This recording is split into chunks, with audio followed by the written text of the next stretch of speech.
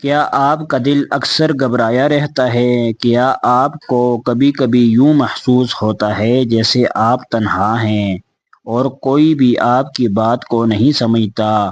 نیند نہ آنا، دماغ میں بوجھ، چھوٹی چھوٹی باتوں پر رونا، یہ سب صرف بنیادی و پریشانی نہیں، روحانی بوجھ کی علامت بھی ہو سکتی ہے۔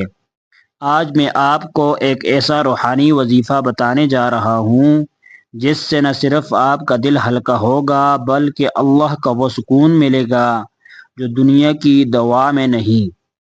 یہ وظیفہ لاکھوں افراد کی زندگی میں چین لے کر آیا ہے۔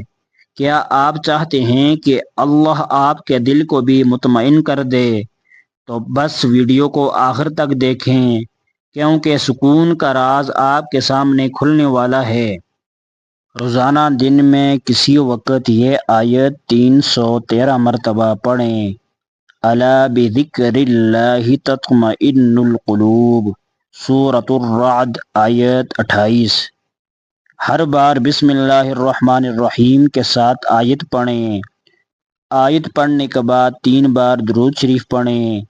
دعا میں اپنا دل کھول کر رب سے بات کریں۔